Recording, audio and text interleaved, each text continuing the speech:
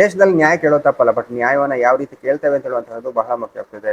ನಮಸ್ಕಾರ. NEET exam, neat scam, ಸ್ಟೂಡೆಂಟ್ಗಳು ಪ್ರೊಟೆಸ್ಟ್ಗಳು, ಪೊಲೀಸ್ನವರು ಪೆಟ್ಟು ತಿಂದದ್ದಾಗಿರ್ಬೋದು, ಸ್ಟೂಡೆಂಟ್ಗಳು ಪೆಟ್ಟು ತಿಂದದ್ದಾಗಿರ್ಬೋದು, ಕೆಲವೊಂದು ವಿಡಿಯೋಗಳನ್ನು ನೋಡದೆ ತಾರಮಾರು ಹೊಡೆದಿದ್ದಾರೆ. ಕೆಲವೊಂದು ಪೊಲೀಸ್ನವರು ಕೂಡ ಉಂಟಲ್ಲ, ಅವರ ಏನು ಲಾಠಿಯನ್ನು ಉಂಟಲ್ಲ ಉಲ್ಟಾ ತಿರುಗಿಸಿ ಹುಡುಗರು ಅಂತ ನೋಡ್ತಾ ಇರಲಿಲ್ಲ, ಬೆನ್ನಿಗೆ ಎಲ್ಲೆಲ್ಲ ಕುತ್ತಾ ಇದ್ರು, ಆಮೇಲೆ ಕೆನ್ನೆಗೆಲ್ಲ ಬರೆಸ್ತಾ ಇದ್ರು. ಈ ನೇರವಾಗಿ ಅಲ್ಲಿ ಹುಡುಗರು ಏನು ಅಂತ ನೋಡ್ತಾ ಇರಲಿಲ್ಲ, ಪಕ್ಕ ಹೊಡಿತಾ ಇದ್ರು. ಪೊಲೀಸರು ಕೂಡ ಅಷ್ಟೇ ಪೆಟ್ಟು ಅದೆಲ್ಲ ತಿಂತಿದ್ದಾರೆ.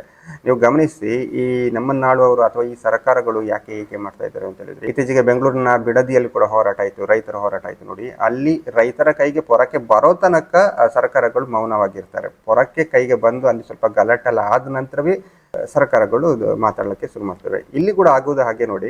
ಸ್ಟೂಡೆಂಟ್ಗಳು ಅಷ್ಟು ಹೋರಾಟ ಮಾಡ್ತಾ ಇದ್ದಾರೆ.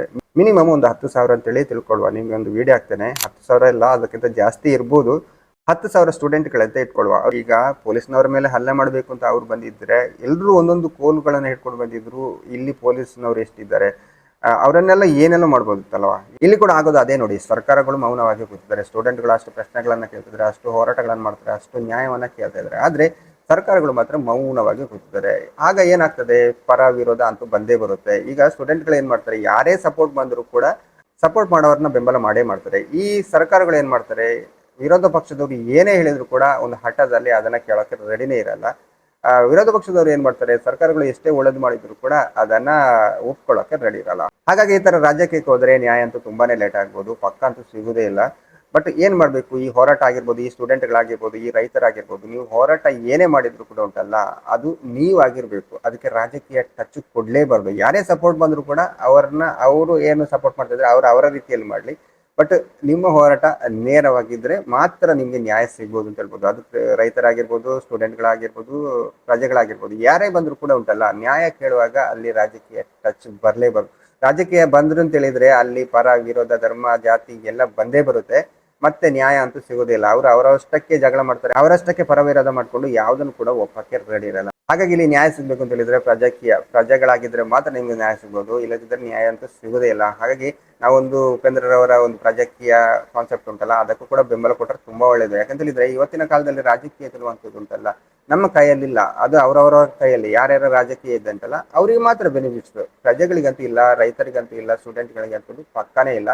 ದೇಶದಲ್ಲಿ ನ್ಯಾಯ ಕೇಳೋ ತಪ್ಪಲ್ಲ, ಬಟ್ ನ್ಯಾಯವನ್ನ ಯಾವ ರೀತಿ ಕೇಳ್ತಾರೆ ಕೇಳುವಂಥದ್ದು ಬಹಳ ಮುಖ್ಯ ಆಗ್ತದೆ. ನಮ್ಮ ಜೊತೆ ಯಾರಿದ್ದಾರೆ, ಅವ್ರು ಯಾವ ರೀತಿ ಇದ್ದಾರೆ, ಅಲ್ಲಿ ಜಾತಿ ಧರ್ಮ ಒಂದು ಕಡೆ ಸಪೋರ್ಟ್ ಮಾಡೋರು, ಈ ತರ ಎಲ್ಲ ಇದ್ರೆ ಉಂಟಲ್ಲ, ನ್ಯಾಯ ಅಂತೂ ಇವತ್ತಿನ ಕಾಲಘಟ್ಟದಲ್ಲಿ ಸಿಗೋದೇ ಇಲ್ಲ, ಈ ರಾಜಕೀಯ ವ್ಯವಸ್ಥೆಯಲ್ಲಿ ಸಿಗೋದಿಲ್ಲ. ಯಾಕಂತ ಹೇಳಿದ್ರೆ ನಾನು ಆಗ್ಲೇ ಹೇಳಿದಾಗೆ, ವಿರೋಧ ಪಕ್ಷದವ್ರು ಹೇಳಿದ್ರೆ ಆಡಳಿತ ಪಕ್ಷದವರಿಗೆ ಆಗಲ್ಲ, ಆಡಳಿತ ಪಕ್ಷದವ್ರಿಗೆ ಏನೇ ಮಾಡಿದ್ರು ವಿರೋಧ ಪಕ್ಷದವರಿಗೆ ಆಗಲ್ಲ. ಇದರ ನಡುವಲ್ಲಿ ಯಾರು ಅನುಭವಿಸೋದು, ಪ್ರಜೆಗಳು. ಹಾಗಾಗಿ ಪ್ರಜೆಗಳು ತುಂಬಾ ಜಾಗೃತಿ ಆಗ್ಲೇಬೇಕು. ನೀವು ಕರ್ನಾಟಕದಲ್ಲಿ ತಗೊಳ್ಳಿ, ನಾನೊಂದು ವಿಡಿಯೋ ಹಾಕ್ತೇನೆ. ಒಂದು ಹುಡುಗಿ 3 ನಿಮಿಷ ಲೇಟ್ ಆದಕ್ಕೆ ಅವಳಿಗೆ ಎಕ್ಸಾಮ್ ಬರೆಯಕ್ಕೆ ಬಿಡ್ಲಿಲ್ಲ, ಎಕ್ಸಾಮ್ ಬರೆಯಕ್ಕೆ ಹಾಲ್ನೊಳಗೆ ಬಿಡ್ಲೇ ಇಲ್ಲ ಅಂತೆ. ಯಾಕೆ ಲೇಟ್ ಆಯ್ತು ಅಂತ ಹೇಳಿದ್ರೆ, ಅವಳು ಎಕ್ಸಾಮ್ ಬರೆಯೋ ಪ್ಲೇಸ್ ಇಂದ 300 ಮೀಟರ್ ದೂರದಲ್ಲಿ ಒಂದು ಕಾಂಗ್ರೆಸ್ ಪ್ರೊಟೆಸ್ಟ್ ಆಯ್ತಂತೆ. ನಾನು 2 मिनट्स ಅಷ್ಟೇ ಸರ್ ಲೇಟ್ ಆಗಿತ್ತು. बस को नीट एग्जाम है करके, मगर आज ये कांग्रेस की रैली रख गया है, 3 आवर्स से इधर रोड ब्लॉक है, तो बच्चे कैसे आएंगे? 12 ಗಂಟೆಯಿಂದ ಕಾಯ್ತಾ ಇದ್ದೆ ಸರ್, ಒಂದು ಬಸ್ ಬರ್ಲಿಲ್ಲ ಈ ಕಡೆ. ನಾನು ಈ ರೂಟ್ ಬಂದಿರೋದೇ ಫಸ್ಟ್ ಟೈಮ್. ನೋಡಿ, ರಾಜ್ಯಕ್ಕೆ ಅವರ ಪ್ರೊಟೆಸ್ಟ್ ಇಂದಾಗಿ ಅವಳಿಗೆ ಎಕ್ಸಾಮ್ ಹಾಲ್ ಒಳಗೆ ಬಿಡ್ಲಿಲ್ಲ, ಎಕ್ಸಾಮ್ ಬರೆಯಕ್ಕೆ ಬಿಡ್ಲಿಲ್ಲ. ಅದೇ ನೀವು ತಮಿಳ್ನಾಡಲ್ಲಿ ತಗೊಳ್ಳಿ, ಪೊಲೀಸ್ನವರೇ ಕರ್ಕೊಂಡು ಹೋಗಿ ಎಕ್ಸಾಮ್ ಹಾಲ್ ಹತ್ರ ಬಿಡ್ತಾರಂತೆ. ಅಂದ್ರೆ ನಾವು ನಮ್ಮನ್ನ ಆಯ್ಕೆ ಮಾಡೋರ ರೀತಿಯಲ್ಲಿ ಇರುತ್ತೆ ನಮ್ಮ ಭವಿಷ್ಯ ಅಂತ ಹೇಳುವಂತದ್ದು. ಇವತ್ತಿನ ಸಮಯದಲ್ಲಿ ಉಂಟಲ್ಲ, ಸರ್ಕಾರಗಳು, ಅದು ಆಡಳಿತ ಪಕ್ಷದವರಾಗಿರ್ಬೋದು ಅಥವಾ ವಿರೋಧ ಪಕ್ಷದವರಾಗಿರ್ಬೋದು, ಎಲ್ಲರೂ ಒಂದೇ. ಇಲ್ಲಿ ಅನುಭವಿಸುವುದು ಪ್ರಜೆಗಳು, ರೈತರು, ಸ್ಟೂಡೆಂಟ್ಗಳು, ಇವರೇ ಅನುಭವಿಸುವುದು ಹೊರತು ಸರ್ಕಾರಗಳು ನಡೆಸೋರು ಅಥವಾ ವಿರೋಧ ಪಕ್ಷದವರು ಎಲ್ಲರೂ ತುಂಬಾ ಚೆನ್ನಾಗಿದ್ದಾರೆ, ಅನುಭವಿಸುವುದು ಮಾತ್ರ ಪ್ರಜೆಗಳು. ನೀವು ಗಮನಿಸಿ, ಎಷ್ಟೊಂದು ಗೌರ್ಮೆಂಟ್ ಸ್ಕೂಲ್ಗಳು ಪಾಳು ಬಿದ್ದಿದೆ, ಎಷ್ಟೊಂದು ಗೌರ್ಮೆಂಟ್ ಸ್ಕೂಲ್ಗಳಲ್ಲಿ ಹುಲ್ಲು ಗಂಟಿ ಎಲ್ಲ ಬೆಳೆದು ನಿಂತಿದೆ. ಹಾಗಾಗಿ ಗೌರ್ಮೆಂಟ್ ಸ್ಕೂಲ್ಗಳು ಈ ತರದೆಲ್ಲ ಅಭಿವೃದ್ಧಿ ಆಗಬೇಕು. ಬಟ್ ಈ ಸರ್ಕಾರ ನಡೆಸೋರು ಅವರವರದೇ ಸ್ಕೂಲ್ಗಳನ್ನ ಕಟ್ಟಿಕೊಂಡು ಅವರವರದೇ ಜೀವನಗಳನ್ನ ಚೆನ್ನಾಗಿ ನಡೆಸ್ತಾ ಇದ್ದಾರೆ. ಬಟ್ ಪ್ರಜೆಗಳು, ರೈತರು, ಸ್ಟೂಡೆಂಟ್ಗಳು, ನಾವುಗಳು ಅನುಭವಿಸ್ತಾ ಇದ್ದಾರೆ. ಹಾಗಾಗಿ ಪ್ರಜಾಕೀಯ ಕಾನ್ಸೆಪ್ಟ್ ಏನು, ರೈಟ್ ಟು ರೀಕಾಲ್, ಈ ತರದ ವ್ಯವಸ್ಥೆಗಳು ಬಂದ್ರೆ, ಈ ತರದ ಆಡಳಿತಗಳು ಬಂದ್ರೆ ಮಾತ್ರ ಎಲ್ಲವೂ ಸರಿಯಾಗೋಕೆ ಸಾಧ್ಯ ಅಂತ ನನಗೆ ಅನಿಸ್ತಾ ಉಂಟು.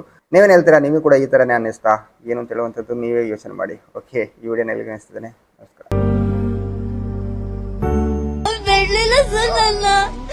ನಾನು 2 मिनट्स ಅಷ್ಟೇ ಸರ್ ಲೇಟ್ ಆಗಿತ್ತು. बस को नीट एग्जाम है करके, मगर आज ये कांग्रेस की रैली रख गया है, 3 आवर्स से इधर रोड ब्लॉक है, तो बच्चे कैसे आएंगे? 12 ಗಂಟೆಯಿಂದ ಕಾಯ್ತಾ ಇದ್ದೆ ಸರ್, ಒಂದು ಬಸ್ ಬರ್ಲಿಲ್ಲ ಈ ಕಡೆ. ನಾನು ಈ ರೂಟ್ ಬಂದಿರೋದೇ ಫಸ್ಟ್ ಟೈಮ್.